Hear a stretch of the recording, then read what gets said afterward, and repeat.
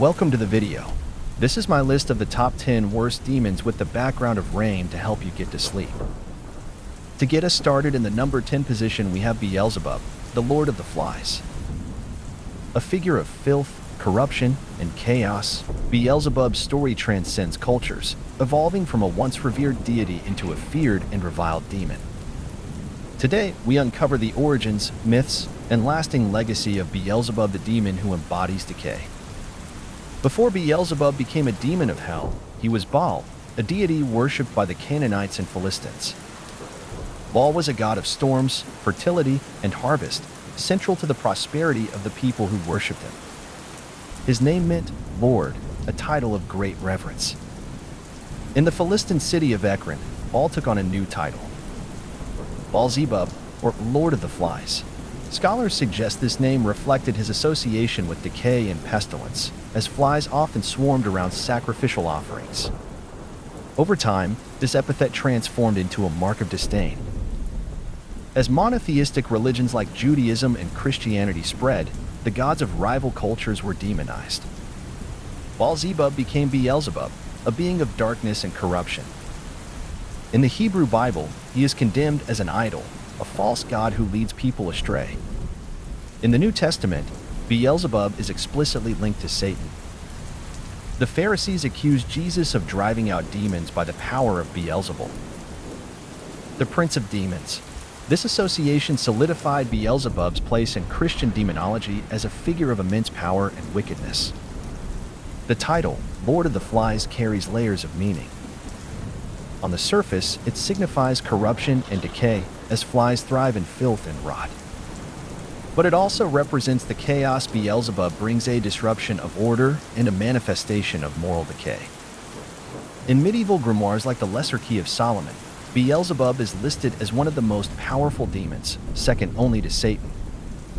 He is a manipulator, using his influence to spread lies, greed, and discord among humanity. During the witch trials of the Middle Ages, Beelzebub became a central figure in accusations of witchcraft. He was said to appear at witches' sabbaths, receiving their allegiance and granting them powers in return. In folklore, Beelzebub was also associated with swarms of flies invading homes and fields, a sign of his displeasure or the presence of sin. This fear of Beelzebub's punishment deepened his reputation as a harbinger of doom. Beelzebub's legacy extends beyond religious texts into the realm of literature and culture. In John Milton's Paradise Lost, he is Satan's chief lieutenant, a cunning and persuasive leader who aids in plotting the rebellion against heaven. In more recent times, Beelzebub has appeared in films, music, and art, often as a symbol of rebellion and chaos. From heavy metal lyrics to horror films, his image continues to evoke both fear and fascination. Beelzebub's enduring presence in myth and culture reveals a deep truth about humanity, our fear of decay, corruption, and the loss of order. He serves as a mirror to our darkest instincts and a reminder of the consequences of unchecked greed and deceit. Whether as a god, a demon, or a symbol, Beelzebub's story is a testament to the power of myth to shape our understanding of good and evil. Beelzebub, the Lord of Flies, is more than a figure of fear. He is a legacy of humanity's struggle with chaos and corruption, a timeless warning against the forces that threaten to consume us from within. His story endures, buzzing in the shadows of our imagination, reminding us of the delicate balance between order and decay. At number 9, we have Moloch. From the ancient deserts of the Near East to the shadows of modern symbolism, the name Moloch conjures images of fire, sacrifice, and insatiable greed. Known as both a deity and a demon, Moloch's story is one of reverence turned revulsion, a tale of devotion turned to destruction. Today, we uncover the legacy of Moloch, the god of sacrifice who became a symbol of ultimate corruption. Moloch, or Molech, emerges from the religious practices of the ancient Canaanites and Phoenicians. Scholars identify him as a god associated with prosperity and the guarantee of a bountiful harvest, often linked to fertility rituals and the cycles of life and death. The name Moloch likely derives from the Hebrew term Melech, meaning king, combined with the vowel points of Basheth, meaning shame. This linguistic fusion reflects the disdain later cultures felt for the deity and his practices. Moloch's worship is infamous for its association with child sacrifice. Ancient sources, including the Hebrew Bible, describe rituals where children were passed through fire as offerings to Moloch. These sacrifices were believed to ensure the favor of the gods, securing prosperity and protection for the community.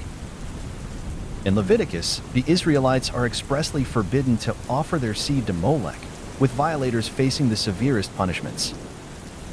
This condemnation paints a grim picture of a god who demanded the ultimate price from his followers. To outsiders, Moloch became a symbol of barbarity and moral decay, a stark contrast to the emerging monotheistic faiths of the region. As monotheistic religion spread, Moloch was transformed from a revered deity to a symbol of evil. Early Christian and Jewish writings framed him as a demon, embodying greed, cruelty, and the insatiable hunger for power. Medieval texts like the Infernal Dictionary listed Moloch among the high-ranking demons of hell, associating him with the fiery destruction of innocence and the corruption of human values. In the modern era, Moloch's image has transcended religion, becoming a metaphor for greed, exploitation, and the dehumanizing forces of industrialization. He appears in literature, such as Allen Ginsberg's poem Howl, where Moloch represents a destructive capitalist machine that eats humanity. Political discourse has also invoked Moloch, using his name to critique systems that prioritize profit over people.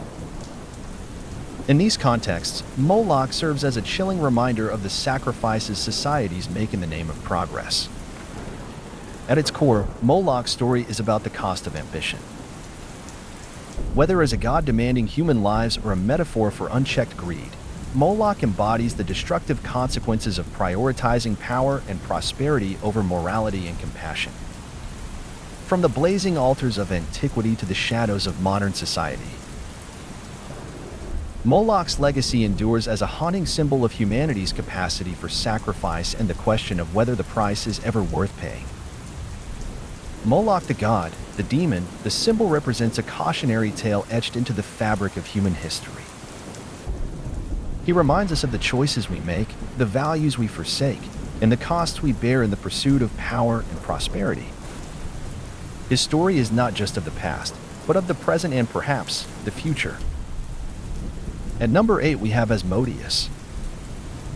Among the many demons that haunt the corridors of legend, one name resonates with the very essence of temptation and vice: Asmodeus.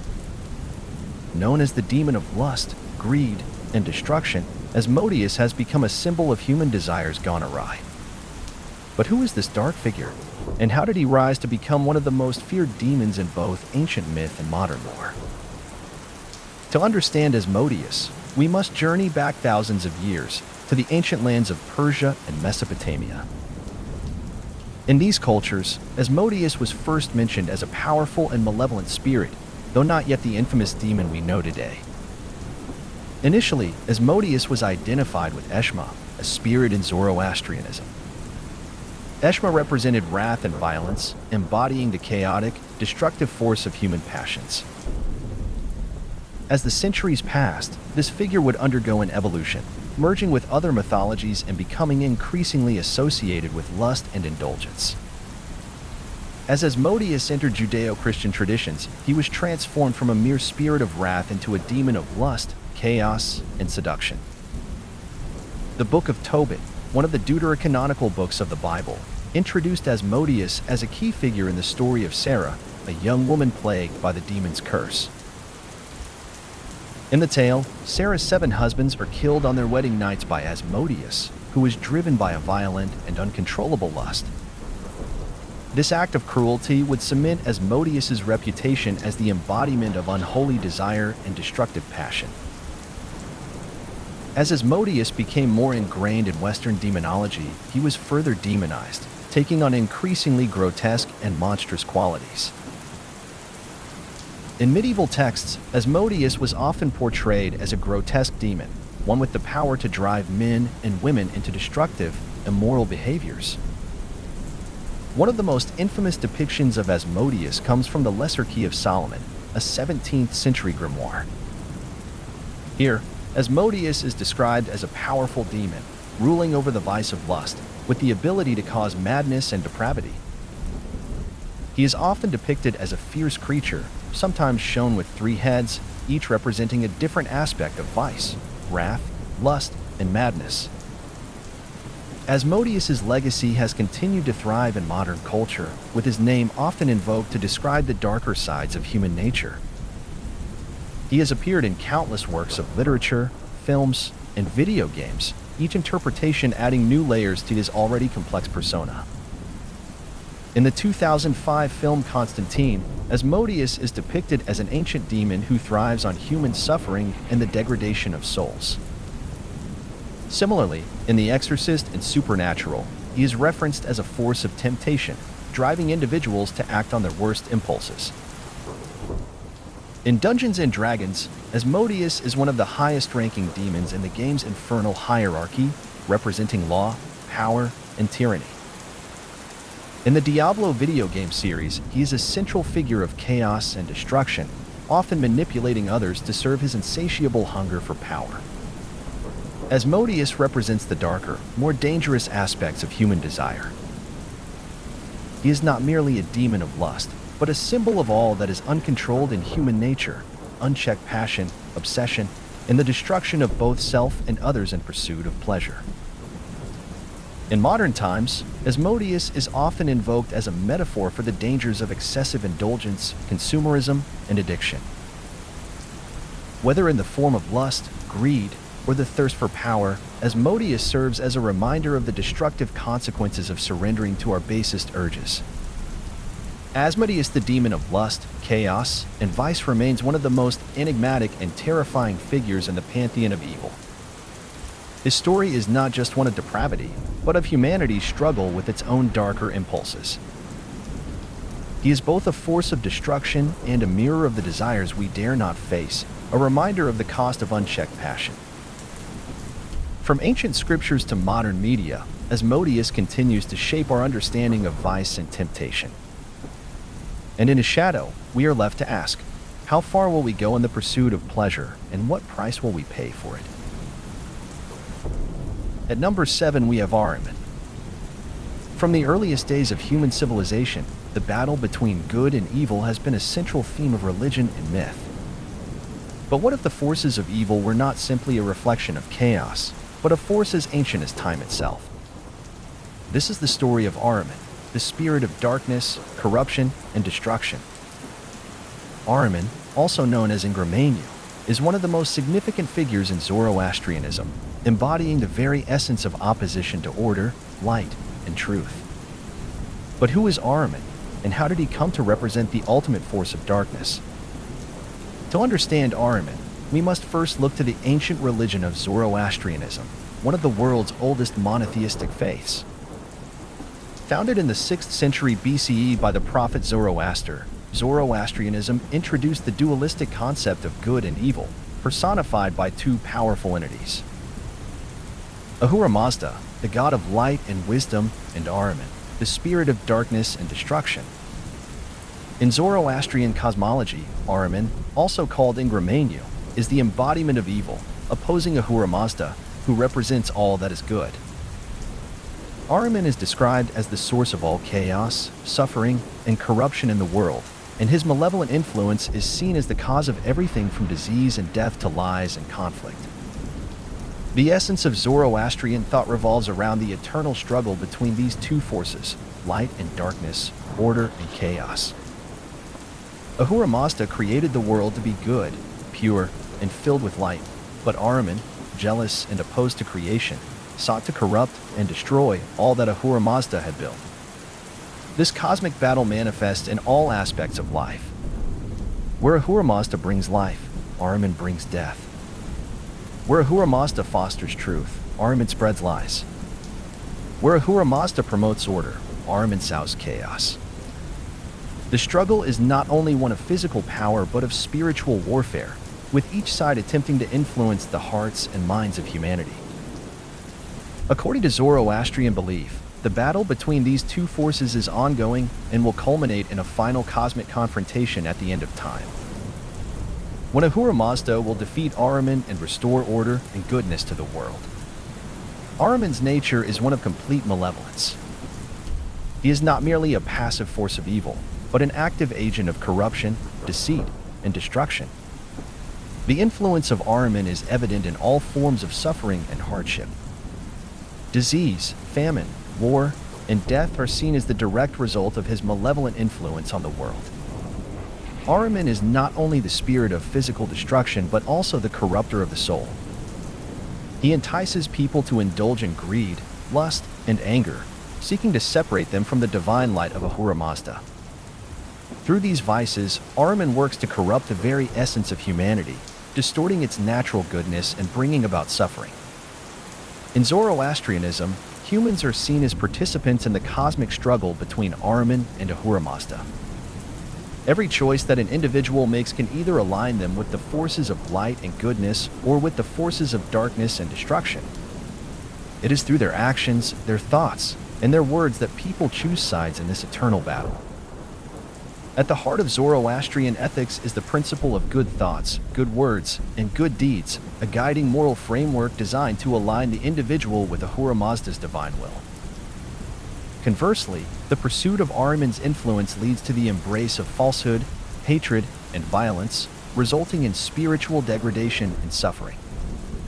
The struggle between Ahriman and Ahura Mazda thus becomes a reflection of the struggle within each human being, with free will playing a central role in the choices that ultimately determine one's fate. Though Ahriman's roots lie in Zoroastrianism, his influence has extended far beyond the borders of ancient Persia. The dualistic struggle between light and darkness found in Zoroastrianism would profoundly shape the development of other religions, including Judaism, Christianity, and Islam. Many of the concepts surrounding the nature of evil, including the idea of an opposing force to God, can be traced back to Ahriman. In Christianity, the figure of Satan shares many similarities with Ahriman, particularly in his role as an antagonist to divine goodness and a seducer of mankind to sin. In modern times, Ahriman's legacy continues to echo in cultural depictions of darkness, chaos, and evil, whether in literature, films, or video games. The archetype of the destructive spirit who opposes creation remains a powerful symbol of the primal forces that threaten the order and goodness of the world. Ahriman Ingramania represents the eternal struggle between light and dark, creation and destruction. His influence is felt in every corner of human existence, from the smallest act of greed to the greatest of wars. But perhaps the greatest lesson Ahriman offers is the recognition that darkness is not an external force, but a challenge that resides within all of us.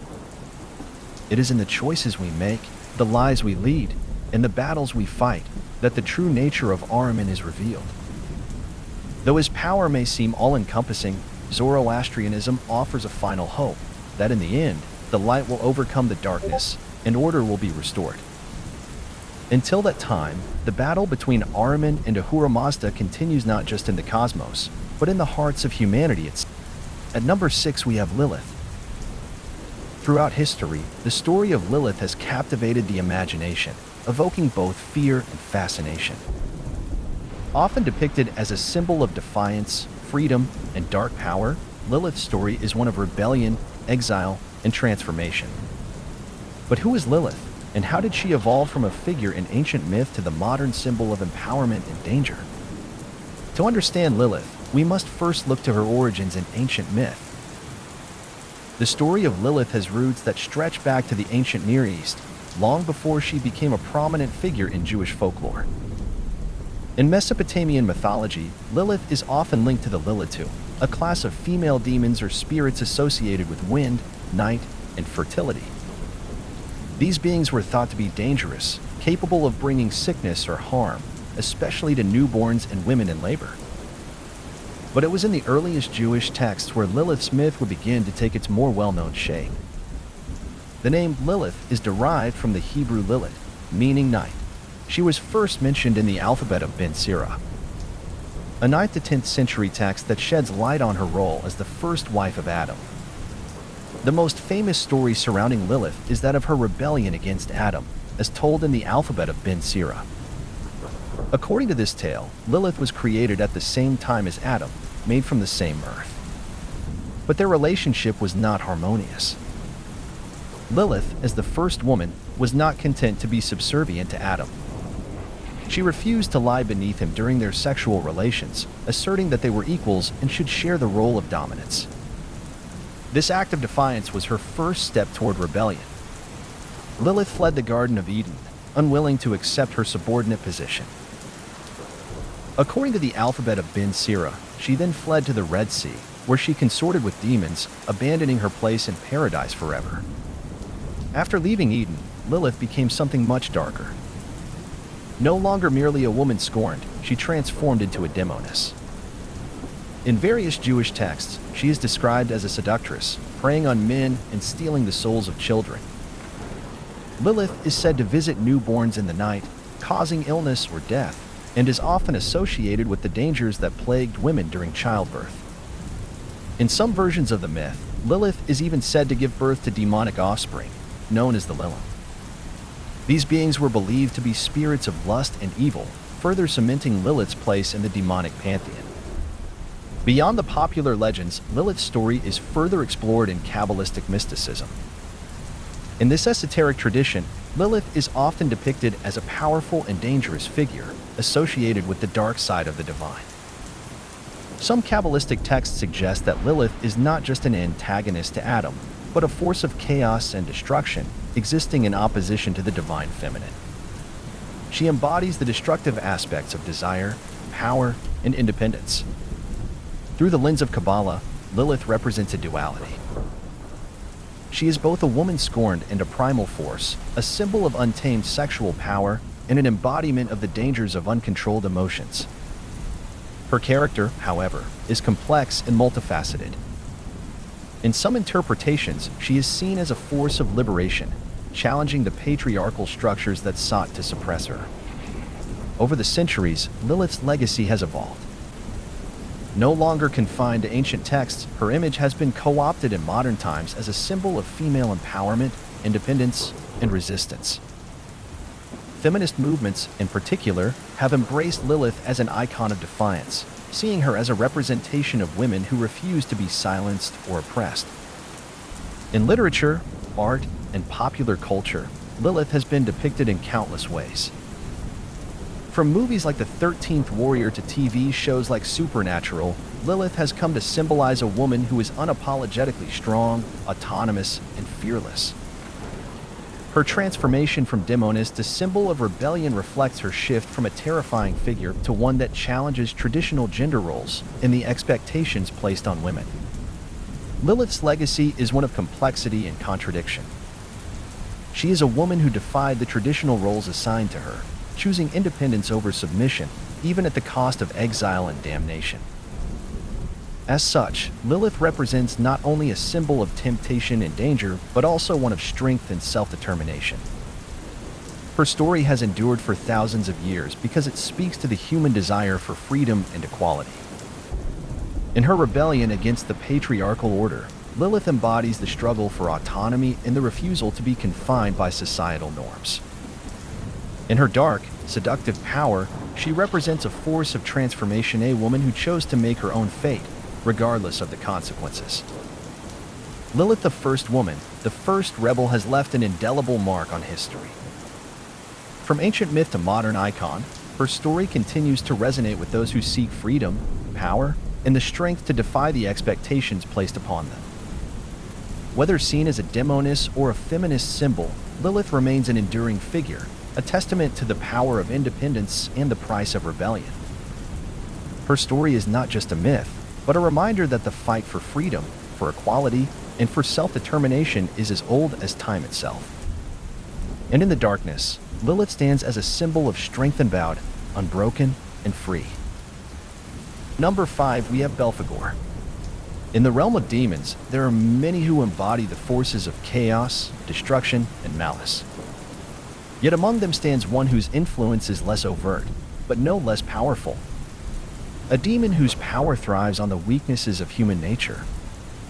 This is the story of Belphegor, the demon of sloth, invention, and the insidious temptation of laziness.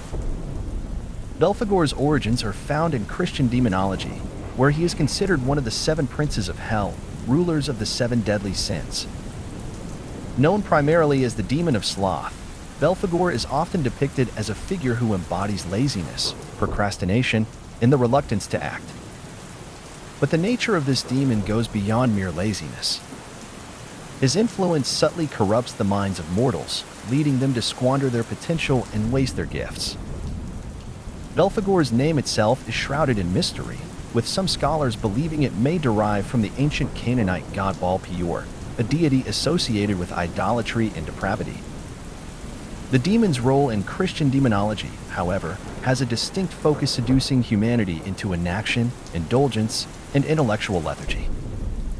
While many demons seek to corrupt humanity through violence, greed, or wrath, Belphegor's temptation is far more subtle. He is not a force of overwhelming power, but one that works slowly, wearing down the willpower of his victims. As the demon of sloth, Belphegor fosters a sense of apathy, encouraging individuals to delay action, to put off important tasks, and to give in to the easy allure of comfort and idleness. Sloth, in Belphegor's world, is not just physical laziness but a deep spiritual inertia. He encourages individuals to avoid personal growth, to reject responsibility, and to neglect their duties in life. In this way, Belphegor undermines both the mind and the soul, leading his followers into a stagnant, unfulfilling existence. But there is another, more surprising side to Belphegor, one that links him to invention and innovation. As the demon of sloth, Belphegor does not simply encourage inaction. He also subtly influences creativity and ingenuity, pushing individuals to take shortcuts in their work, to seek easy solutions, and to avoid the hard work that leads to true success. Throughout history, Belphegor has been connected to the idea of lazy genius, the tendency to create inventions or ideas that seem to offer an effortless solution, only to eventually reveal themselves as incomplete, flawed, or unsustainable.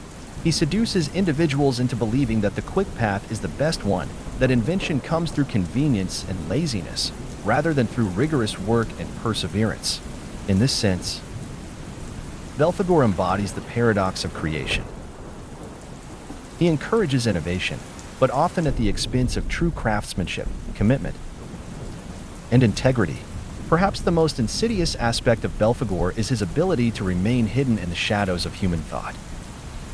He does not burst into one's life like a fiery demon of wrath or anger, but instead creeps in slowly, feeding off doubts and weaknesses.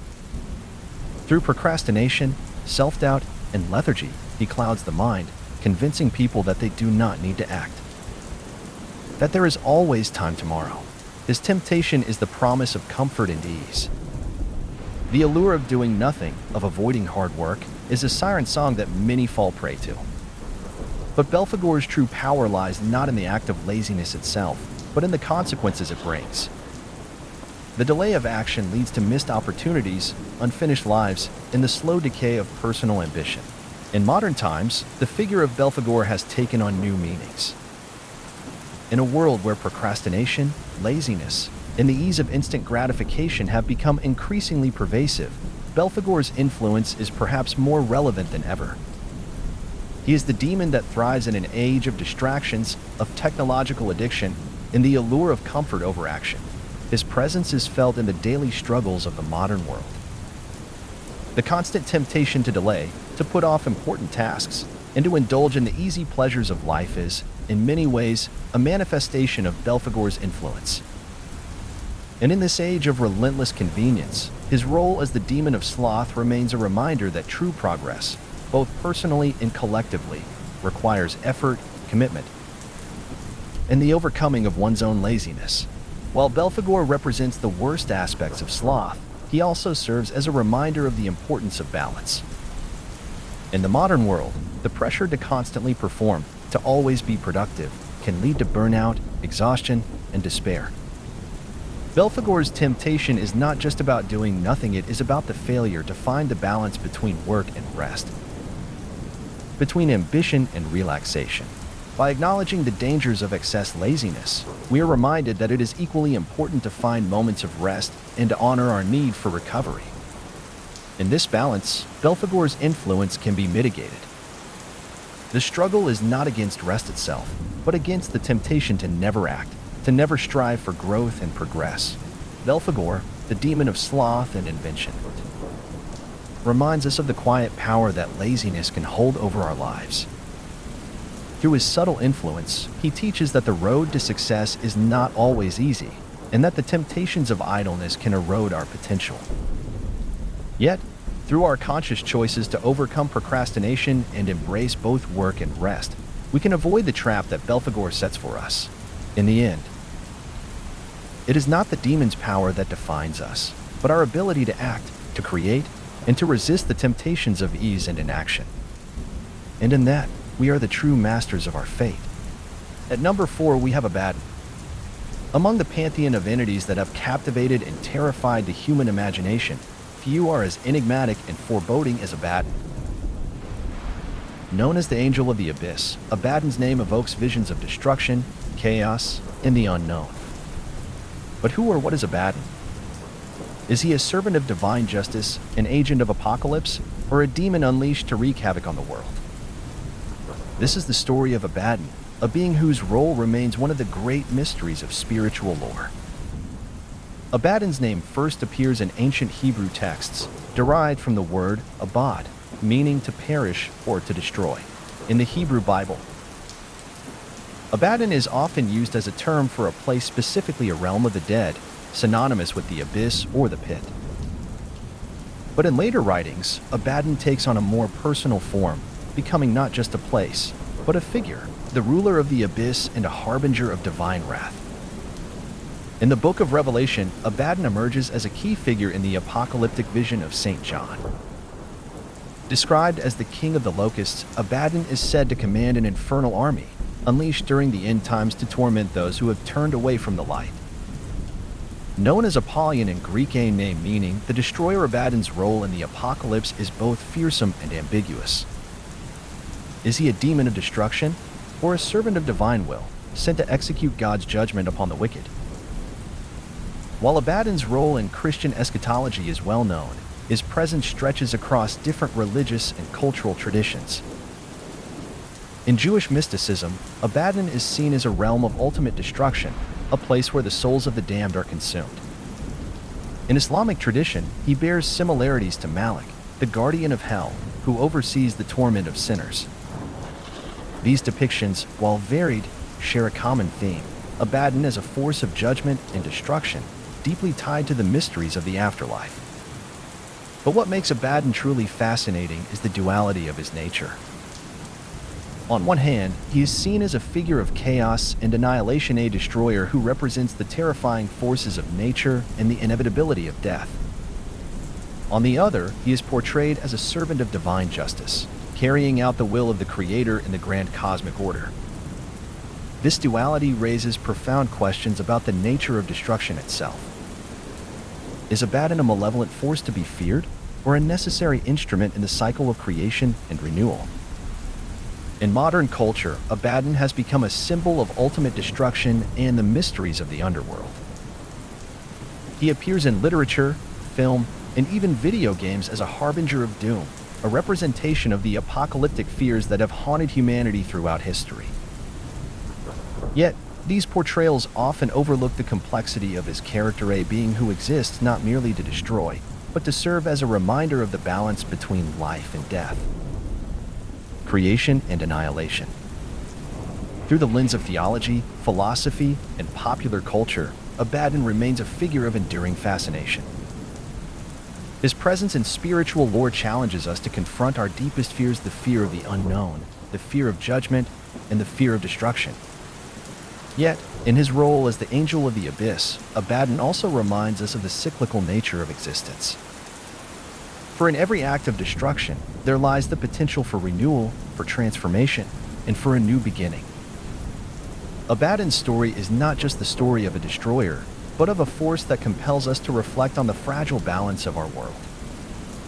In his shadow, we are reminded of the impermanence of all things, and the power of destruction to pave the way for creation. And so, the mystery of Abaddon endures, a being whose nature, purpose, and legacy continue to captivate and terrify us, standing as a testament to the profound and unfathomable forces that shape our existence. At number 3, we have Dantalion. In the annals of demonology, few figures are as mysterious or as complex as Dantalion. Known as the 71st spirit of the Ars Goetia, Dantalion is a demon of vast intellect, deep insight, and unparalleled understanding of the human mind. With his ability to reveal secrets, influence thoughts, and manipulate emotions, Dantalion is both a keeper of wisdom and a master of deception. This is his story, a tale of knowledge, power, and the dangerous allure of forbidden truths. Dantalion is a Duke of Hell, commanding 36 legions of demons. Unlike other infernal entities associated with destruction or chaos, Dantalion's domain is the mind. He is said to know the thoughts and desires of all humans, and he possesses the ability to influence them at will. Those who seek his guidance often do so in pursuit of knowledge, understanding, or power, but his aid comes at a cost. A price that often leads to moral compromise or spiritual peril. The first accounts of Dantalion emerge from the medieval grimoires, particularly the Ars Goetia, a key section of the Limigedin, or Lesser Key of Solomon. These texts describe him as a scholarly figure, often depicted with multiple faces, each representing a different perspective or truth. This imagery speaks to his unique ability to understand all aspects of a person's thoughts and emotions, making him an unparalleled force in matters of the mind. But Dantalion's power is not limited to understanding. He is also a manipulator, capable of altering perceptions and influencing decisions. Those who invoke him may seek his help to sway the thoughts of others, to uncover hidden truths, or to gain insight into their own lives. Yet, his guidance is often a double-edged sword. For in revealing the secrets of the mind, Dantalion also exposes the vulnerabilities of the soul. Throughout history, Dantalion has been invoked by scholars, magicians, and seekers of forbidden knowledge. In some traditions, he is seen as a patron of philosophy and intellect, a demon who grants unparalleled wisdom to those willing to embrace his guidance. In others, he is a tempter, leading individuals into moral ambiguity and intellectual hubris. This duality reflects the complex nature of his power, a force that can enlighten or corrupt, depending on the intent of those who seek it. One of Dantalion's most intriguing abilities is his mastery of emotions. He can stir feelings of love, hatred, jealousy, or compassion, weaving them into a tapestry of influence that shapes the thoughts and actions of his targets. This power makes him a figure of fascination and fear, for those who fall under his sway may find themselves questioning the authenticity of their own desires and motivations. In modern times, Dantalion's legend endures as a symbol of the pursuit of knowledge and the dangers it entails. He appears in literature, art, and occult practices, often portrayed as a figure of great wisdom and subtle menace. His role as a manipulator of thoughts and emotions resonates in a world increasingly aware of the complexities of the human psyche. Yet, the story of Dantalion is not just one of danger. It is also a reminder of the power of understanding, the ability to see multiple perspectives, to delve into the depths of human thought, and to uncover the truths that lie hidden beneath the surface. In this way, Dantalion embodies both the potential and the peril of knowledge, challenging us to confront the boundaries of our own understanding. As we explore the legend of Dantalion, we are reminded that knowledge is never neutral. It is a force that shapes our world, our actions, and our destinies. Whether we use it for good or ill is a choice that lies within us, a choice that Dantalion himself reflects in his enigmatic and multifaceted nature. Dantalion, the Duke of Secrets, remains a figure of profound mystery and enduring intrigue. His story is a testament to the power of the mind and the delicate balance between wisdom and folly. And in his shadow, we are left to ponder the eternal question: how far are we willing to go in our... At number 2, we have Pazuzu. In the arid landscapes of ancient Mesopotamia, where the winds howl and the sands shift, the name of Pazuzu struck fear into the hearts of those who dwelled there. Known as the King of the Wind Demons, Pazuzu is a figure of paradox and power. A being of malevolent origins who also served as a protector against darker forces. This is the story of Pazuzu, a demon whose legend endures as both a harbinger of destruction and a guardian against evil. Pazuzu's origins can be traced back to the civilizations of Assyria and Babylon, where he was revered and feared in equal measure. He was believed to command the west wind, a force that brought famine, drought, and plague. Depicted with the body of a man, the head of a lion or dog, taloned feet, and large wings, Pazuzu's grotesque form was a reflection of his chaotic and destructive nature. Yet, beneath his terrifying exterior lay a complex role in the spiritual beliefs of the ancient world. While Pazuzu was considered a demon of the winds, he was also invoked as a protector. In Mesopotamian mythology, he was known to ward off the even greater evils of the demoness Lamashtu, who preyed upon pregnant women and infants. Amulets and statues bearing Pazuzu's image were placed in homes and worn around the necks of expectant mothers, serving as talismans against misfortune. This duality of destroyer and defender set Pazuzu apart from many other demons in the ancient pantheon. The ancient texts and artifacts that depict Pazuzu provide insight into his unique role in Mesopotamian society. In one hand, he holds a snake-headed weapon, symbolizing his control over chaos. In the other, he raises his hand in a gesture of warning or protection. These depictions reveal a being who was not merely an agent of destruction, but a force that could be harnessed to combat greater threats. To the people of Mesopotamia, Pazuzu was a necessary evil, a reminder of the delicate balance between order and chaos. Pazuzu's legend did not fade with the decline of Mesopotamian civilization. His story re-emerged in modern culture, most notably in the 1973 film The Exorcist, where he was portrayed as the malevolent entity possessing a young girl. This portrayal, while dramatized, reflected the enduring fascination with Pazuzu as a figure of otherworldly power and menace. Yet, it also simplified the complexity of his character, reducing him to a symbol of pure evil rather than a multifaceted entity. Today, Pazuzu's legacy continues to intrigue scholars, artists, and occult practitioners. He represents the unpredictable and often destructive forces of nature, as well as the human capacity to confront and adapt to these forces. His story serves as a reminder of the duality of existence, the coexistence of creation and destruction, protection and harm, good and evil. In exploring the myth of Pazuzu, we are confronted with the timeless questions of how we define and respond to the forces that shape our world. Is Pazuzu a villain to be feared or a guardian to be respected? Perhaps he is both, a being whose nature reflects the complexities and contradictions of life itself. Pazuzu, the king of the wind demons, stands as a testament to the enduring power of myth and the ways in which ancient beliefs continue to shape our understanding of the world. His story is one of fear and fascination, destruction and protection, a tale that reminds us of the unseen forces that govern the delicate balance of our... Finally, at the number one spot is probably the most well-known demon there is. He is known by many names: Lucifer, the Morning Star, the Prince of Darkness, the Adversary, and Satan. His story spans centuries, evolving from a celestial being of light to the embodiment of ultimate evil. This is the story of Satan and how he became the figure we know today. Before he was Satan, he was Lucifer the Light-bringer, in the celestial hierarchy described in Christian and Jewish traditions. Lucifer was a being of unparalleled beauty and power and a shining reflection of divine glory.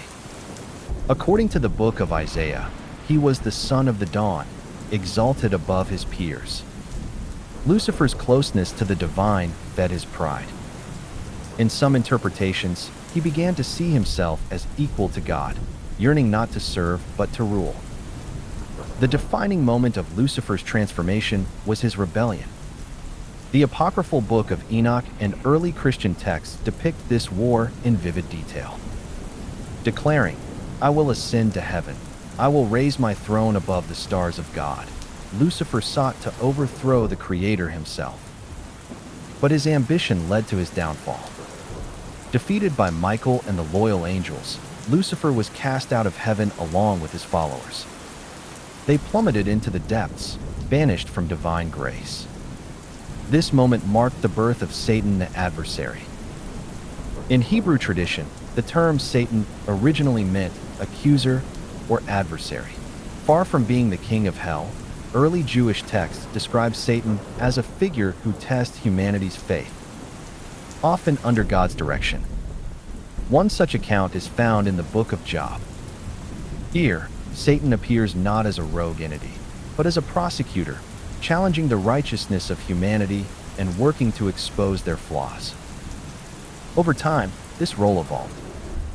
As Christianity developed, Satan became a symbol of pure opposition to God, it being dedicated to the corruption and destruction of the divine order. The Middle Ages cemented Satan's image as the ruler of hell. Influenced by Dante's Inferno and other literary works, depictions of Satan became increasingly elaborate. In Dante's vision, Satan is a three-headed beast, trapped in a frozen lake at the center of hell, eternally consuming traitors. This period also saw the rise of the witch trials, where Satan was blamed for witchcraft and heresy. The church painted him as the ultimate tempter, luring humans into sin with promises of power and pleasure. During the Enlightenment, attitudes towards Satan began to shift. Writers like John Milton explored his character in works such as Paradise Lost, presenting him as a tragic, almost heroic figure. Milton's Satan famously declares, "Better to reign in hell than serve in heaven." This depiction captured the imagination of many, portraying Satan as a symbol of rebellion and individualism, a stark departure from his medieval image. In the modern era, Satan remains a cultural icon. From horror films to rock music, his image has been adapted to fit various narratives. For some, he is a figure of fear and evil. For others, he represents freedom, rebellion, and defiance against oppression. Organizations like the Satanic Temple have even reinterpreted his figure as a symbol of secularism and resistance to authoritarianism, separating the myth from the moral. From his origins as a radiant being to his role as the adversary and tempter, Satan's story is a mirror of humanity's fears and struggles. He embodies the eternal conflict between light and darkness, faith and doubt, order and chaos. Satan's legacy endures not just as a figure of terror, but as a reminder of the choices that define us. In every age, his story evolves, shaped by the beliefs, fears, and imaginations of humanity.